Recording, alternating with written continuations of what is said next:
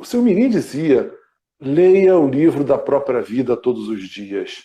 Uma maneira bonita, poética de dizer, se conheça, analise o que você fez, entendeu? As suas atitudes, as suas reações ao mundo. Será que você está caminhando legal? Será que você está produzindo coisas legais?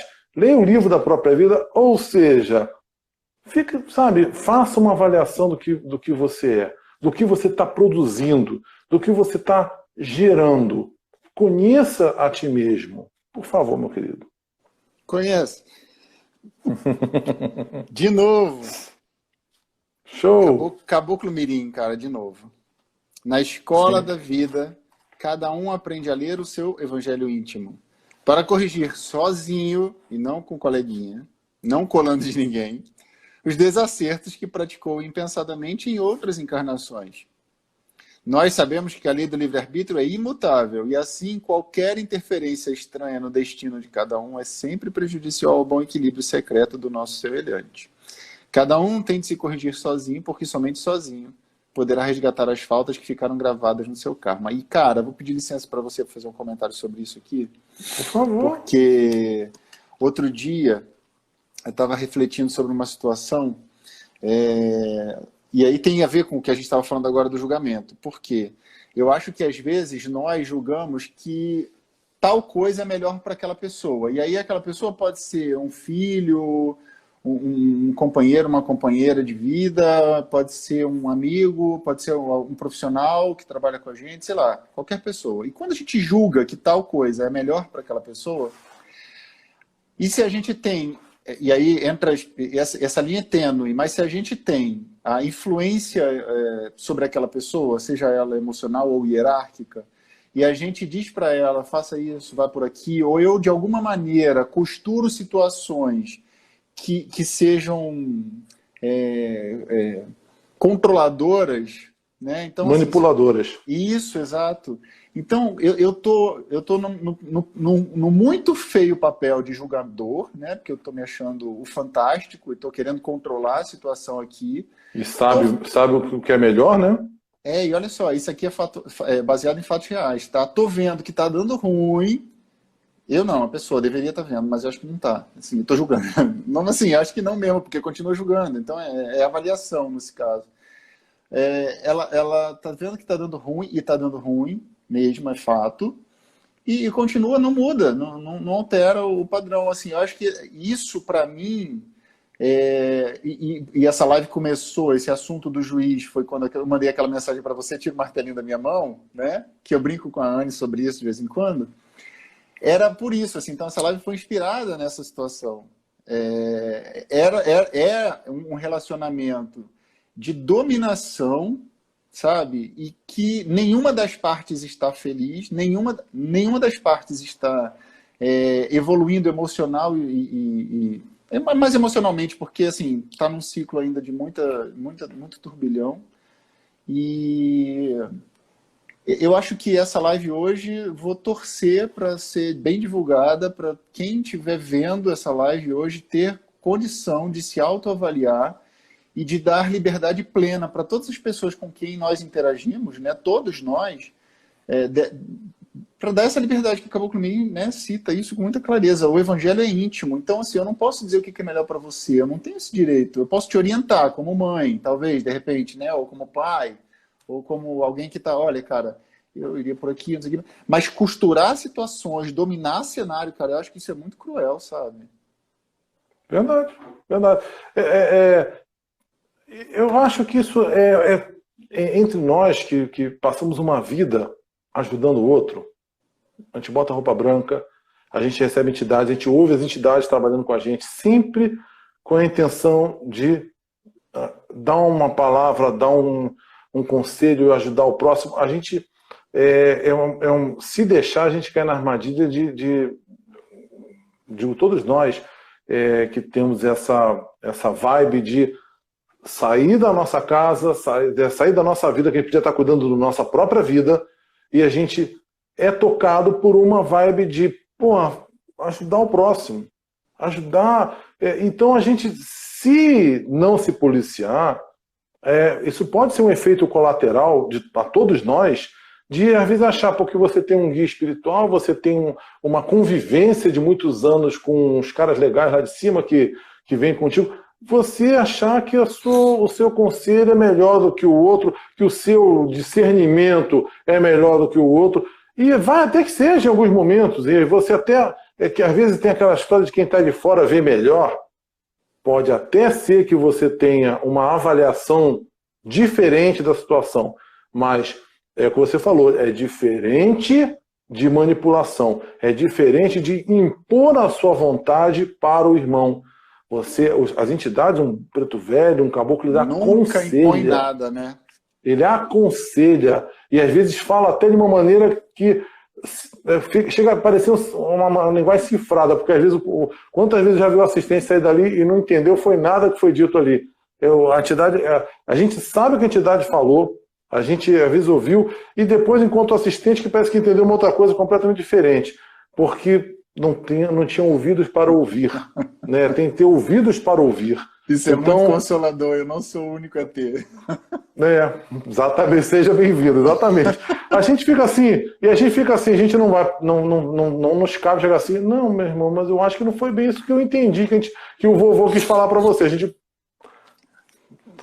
sucesso e tal. A gente fica às vezes assim, porque a gente tem a sensação de que não foi bem isso que a entidade falou. Principalmente assim, eu te falo, logo ainda no terreiro ainda, logo depois da sessão, a gente ainda está tudo muito fresco, depois vai se diluindo, a gente sabe disso, depois vai se desvanecendo, mas assim que você volta, aqueles primeiros... você está na tenda ainda, e às vezes vem a conversa do assistente, e você fica às vezes frustrado, porque a sensação que você tem é que não foi bem aquilo que a entidade quis dizer. A pessoa não devia estar preparada para ouvir. Entendeu? Você vê a entidade, no carinho dela, ela trouxe uma mensagem que é diferente da gente, querendo conduzir o outro. Uma entidade traz um conselho e ela tem uma sabedoria, uma luz. Alcance é outro, né? Um alcance, outro diferente da gente. Mas se a pessoa não alcançou, não alcançou. Fazer o quê? Voltando um pouquinho para o foco de cada um de nós, que nós estamos falando, né, cada um está certo no seu erro. Então, voltando um pouquinho para poder concluir, quando a gente vai atingindo essa unidade, né, na nossa vida, na nossa maneira de ser, quando a gente vai lendo o livro da própria vida e vai reavaliando se o que a gente está fazendo é verdadeiro, é honesto, é sincero, a gente precisa, essa avaliação pautada, você tem que ser o seu juiz, você tem de ver se a sua vida está sendo pautada pelos ideais certos, pela coisa correta. Não basta apenas fazer o certo. Eu li isso e achei muito interessante. Fazer o certo só não basta. Por quê? Fazer o certo, tem muito a ver com uma conduta social. Muitas vezes você está sozinho, vamos dar um exemplo, sei lá, de um mendigo. Você está passando na rua sozinho com pressa, se você não tem mais ninguém perto de você e o mendigo te pede, você... sei lá. Agora, se o mendigo, malandramente, esperar você estar acompanhado de seus amigos, de outras pessoas, pode ser que você fique constrangido, porque você acha que o que os outros vão pensar, aí você faz o certo, porque é o que é esperado. De repente, um ali do grupo resolve dar esmola, você até é contra dar esmola. Uma questão pessoal sua. Você tem uma outra concepção de ajuda. Mas se um pegar, o outro fica assim, estamos aqui também. Entendeu? Fazer o certo nem sempre é motivado pelo ideal certo. Às vezes é feito porque socialmente esperado de você fazer aquele certo. E aí tu vai na valsa ali, né? Aí você vai na valsa. Então, qual é a motivação da sua ação? É aí que eu quero chegar. Qual é a motivação por trás do fazer? Qual é a sua motivação pela ação que você está promovendo? A gente precisa ser honesto. Quando o São Mirim diz ler o livro da própria vida, a gente tem que ser honesto com a gente mesmo, independente da aprovação ou da reprovação dos outros, ou seja, do julgamento dos outros. Você tem de adquirir o governo da sua vida e você tem de, em vez de querer pegar um martelinho e julgar os outros, julgue você. leia o livro da própria vida, repasse o seu dia e aprenda a ver o que você está fazendo, o que está te motivando nas suas ações. Seja verdadeiro com você mesmo, sem medo de um processo, de uma aprovação, de uma desaprovação. Você não pode ter medo de estar desrespeitando o sagrado. Você pode socialmente enganar as pessoas, mas as suas atitudes refletem na sua energia, no seu ambiente, no seu karma. E nós vamos desenvolver isso em outra live, que é por aí que você estava me tocando hoje. Lê para mim a frase de novo, Márcio, para poder... a frase do seu mirim de novo, a base do nosso... Você está insuportável hoje. Porque desculpa. Eu estava para fazer isso aqui agora, e você está lendo muito. Não é ensaiado. Insuportável no bom sentido, tá? Eu entendo. Lê para gente, querido. Leio. Tudo está certo, até mesmo aquilo que nos parece errado. O homem, no entanto, acha que somente está certo aquilo que ele faz de errado. Ainda não percebeu que todos os seus erros estão inteiramente certos pelo próprio desacerto com que se conduz. Olha como isso é bizarro, né? Não percebeu que todos os seus erros estão certos. Está certo por quê? Porque ele se conduz em desacerto. Pelo próprio desacerto com que se conduz. Não tem errado, né? Eu frisei essa frase aqui na minha anotação. Era isso que eu queria chegar. Quer dizer, é parte da gente. Por isso que eu estou insistindo em ler o livro da própria vida. Parte do emissor, parte da ótica que você encara a vida, parte da honestidade, de quanto verdadeiro você é. Se você, pelo próprio desacerto que você conduz, ou seja, o que sai da sua boca é que contamina a sua vida. Se você não fizer uma reflexão, se você não fizer o seu próprio julgamento do que você está produzindo, você vai produzir coisas que, para você, que está julgando muito mal, pelo seu desacerto, você não percebe, está parecendo que está tudo correto. Mas é um problema seu, está partindo da fonte original. Está partindo do seu desacerto. E o seu desacerto não vai produzir coisas positivas. Não vai produzir uma reação, um karma bom para você mais adiante. Então, se a gente entende isso, aí é a conclusão da filosofia do seu mirim, que assim eu compreendi. Se a gente entende isso, não há como a gente ser o juiz do nosso irmão. Não tem como. Porque é ele que precisa ser verdadeiro. Se ele não é verdadeiro no seu propósito, se ele não é honesto com os ideais e princípios espirituais que o mestre trouxe, eu estava falando do julgamento da filosofia seu mirim, mas se aquele emissor ele está desequilibrado, se ele está desacertado, se ele é um emissor contaminado, tudo que sair dele vai sair contaminado. Ele que tem de despertar para isso na humildade dele. Ele que tem de aprender a ter uma pegada diferente na vida dele, ler o livro da própria vida, ouvir a espiritualidade que está com ele. E eu estou falando do relacionamento de irmãos, eu falo muito isso porque eu tretava muito com outros irmãos que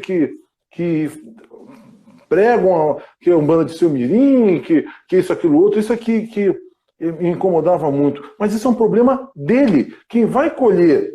quem está se enganando a si próprio é ele. Quem vai colher o karma ruim disso é ele. Porque tudo que ele está fazendo pelas razões erradas, pela motivação errada.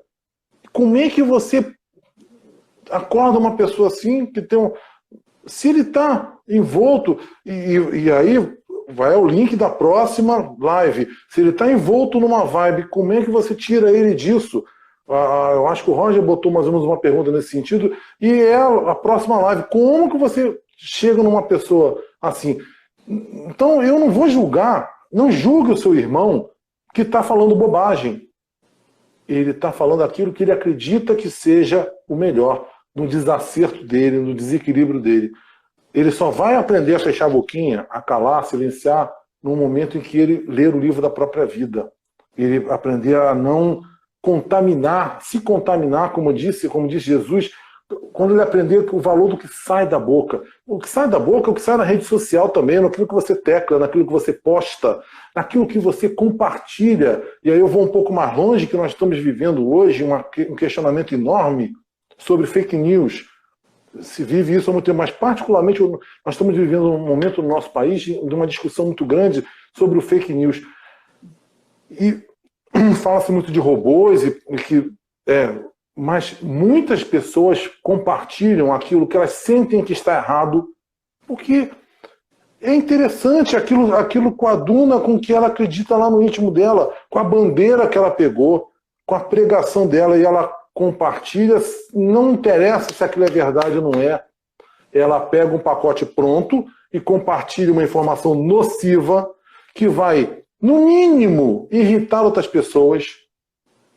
No mínimo, para não dizer que vai tirar a paz de outra pessoa, que vai deixar a pessoa, às vezes, deprimida, porque às vezes é uma informação, sei lá, fulano vai cortar, vai mandar embora todos que trabalham em tal empresa pública. Aí você tem um irmão que trabalha no mesmo lugar, e aquilo é um fake news, e você compartilha uma informação que vai trazer um desassossego dentro da casa de alguém, vai trazer um desassossego, e você está participando disso, porque você está passando adiante no seu compartilhamento irresponsável. Então, o Evangelho, escrito há 2000 anos, 1000 e tantos anos, não falava em compartilhamento nem fake news, mas ele dizia: o que sai da sua boca é o que te contamina. Presta atenção no que sai da sua boca, porque está te contaminando. E te contaminando, está te deixando num desacerto, num estado de desacerto, que você vai mergulhando cada vez mais e vai cada vez produzindo verdades que não são honestas, não são verdadeiras, não estão conectadas com o ideal maior. E eu falei tanto durante a nossa live aqui hoje da importância da gente se conectar a um ideal maior. Quando esse eu maior nosso governa a nossa vida, governa nossos atos, e quando a gente está conectado com esse ideal maior, a gente não consegue ser tão mesquinho, a gente não consegue ser tão pequeno, porque esses ideais maiores, a gente vai corromper isso, a gente vai se perder, a gente sente isso, isso faz parte da nossa essência. Quando a gente encontra o nosso eu maior, quando a gente encontra esse governo espiritual sobre nós, a gente deveria ter, no mínimo, escrúpulo de trair o ideal maior da verdade, da honestidade, da ética, da coisa correta. A gente não pode querer ser achando que eu volto da história de fazer o certo. Quer dizer, se não tem ninguém olhando, você tanto faz. Mas, entendeu? Agora, quando tem outros olhando, você se preocupa em fazer o certo. Quando você está no silêncio, você e o seu celularzinho está no silêncio lá do seu sofá, da sua cama, você acha que não faz mal nenhum em passar uma maldade adiante. Porque lá no fundo a gente sabe quando é. Algumas pessoas são bobinhas e são inocentes, mas tem muita gente que passa adiante sabendo que vai pilhar o outro, vai irritar o outro, vai tretar com o outro, sem necessidade. Aí volta o que eu falei lá no início da live, quando eu, lá desde o Orkut, que eu arrumava treta, e aí você me fez uma pergunta: como você se sentia quando você fazia isso? Eu faço a pergunta para os meus irmãos: como é que vocês se sentem se você é um homem que está conectado com o ideal maior? Ou será que você não tem ideal? Será que você, meu irmão, não tem um ideal maior sobre sua cabeça? Será que você não tem ética? Não pauta a sua vida pela verdade? Não pauta a sua vida em fazer um mundo melhor? Se você é uma pessoa que... Então, tanto faz, tanto fez. Minhas palavras também aqui, ó. Se você acha que o mundo é feito de falsos santinhos, que tudo que está sendo dito aqui é uma balela, que todo mundo é sacana, que todo mundo quer esfaquear o outro pelas costas. Eu não sou assim. Márcio não é assim. Eu tenho muitos irmãos que estão assistindo que não são assim. Cabe a você governar a sua vida, pautar na sua vida por os melhores e maiores princípios da humanidade, que nos tornam pessoas humanas, não santas, humanas, com ética, com correção, com honestidade, com verdade. Faz a convivência entre nós muito melhor e torna o mundo menos doente. Porque basta a verdade no coração. De tudo que eu falei aqui, a gente pode pensar... Eu vou até ler uma citação. Porque seu Mirim, lá nos anos, a gente pensa assim dos comandantes, sempre nas conversas as pessoas me perguntam assim, mas o seu Mirim, os comandantes das filiais eram pessoas tão simples. Você não tinha filósofos comandando filiais, você não tinha doutores da lei que sabiam citações. Como é que seu Mirim levou essa filosofia? Como é que essa pessoa chegava a ser um comandante? Porque o seu Mirim, acabou com o Mirim vinha no coração daquela pessoa, verdade, honestidade, um coração puro de princípios, de querer fazer o bem, somente o bem, sem nenhuma outra intenção. Então, quando se parte dessa base, tudo que virá não está em desacerto. Né? Não há o desacerto como se conduz. Não está envenenado o pote que recebe essa verdade. Então ele vai poder passar adiante na filial, vai passar adiante o que tem de melhor com pureza, sem contaminar.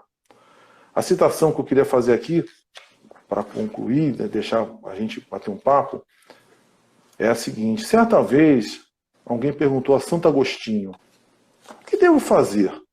Não sou um homem instruído. Por isso, respondo-me com poucas e curtas palavras. Aí Santo Agostinho disse, nesse caso, há apenas uma coisa a ser dita. Ame, e tudo que você fizer estará certo. Então, em qualquer corrente espiritual, em qualquer plano que a gente bote a nossa conversa, faça com amor, com verdade, com honestidade. Não estamos falando de doutores da lei, não estamos falando dessa geração que nós fazemos parte, que busca estudar, que busca ampliar a consciência. A gente busca o caminho, um caminho de evolução, às vezes até diferente de que outros irmãos no passado buscaram. Há tantos caminhos evolutivos, a gente não pode dizer que só com estudo a gente cresce, só com um diploma de faculdade a gente é alguém na vida. É a escola da vida. Então, muitos mestres passaram entre nós com a simplicidade de uma carapinha branca, de uma mão calejada, de senhoras que cresceram sendo, às vezes, até empregadas domésticas na casa de pessoas, ou comerciários, não eram doutores da vida, mas entenderam a verdade de se carregar honestidade no coração, uma espiritualidade verdadeira, sincera. Então, os guias de luz se faziam presente ali e encontravam um veículo puro para passar adiante. E aí, com isso, que eu quero dizer, se o irmão está produzindo coisas venenosas, a gente tem de aprender a avaliar o que é veneno e o que não é. A gente tem de saber, para a gente não inserir esse veneno na vida da gente, não trazer para perto da gente esse veneno, mas principalmente a gente entender que se aquele irmão está produzindo veneno, se aquele irmão está seguindo aquele caminho, é porque ele não despertou para uma coisa melhor. É verdade no desacerto dele, para ele, mas o que a gente pode fazer é rezar, a gente pode fazer é torcer que ele desperte, e se a gente tiver oportunidade, estender a mão, se a gente for convocado para tanto, né? A gente tiver uma abertura para isso. Não adianta impor também, né? Não adianta impor. Você estava falando sobre estudo aí, assim, tem uma diferença muito grande entre estudo e sabedoria, né? Porque eu conheço, Sérgio, uma pessoa que não sabe ler, não sabe escrever, e eu nunca vi essa pessoa sem um sorriso estampado na cara. Nunca. E a fé como essa pessoa pratica a Umbanda é um tapa na cara, é um soco no estômago pra gente, sabe? Assim, se qualquer momento você pensou qualquer coisa diferente do tipo, vá de bom grado e faça o melhor, na hora que você vê aquele sorriso estampado na cara daquela pessoa, você não se aguenta. É vergonhoso pra gente, sabe? Tipo... Você falou, você me lembrei de uma outra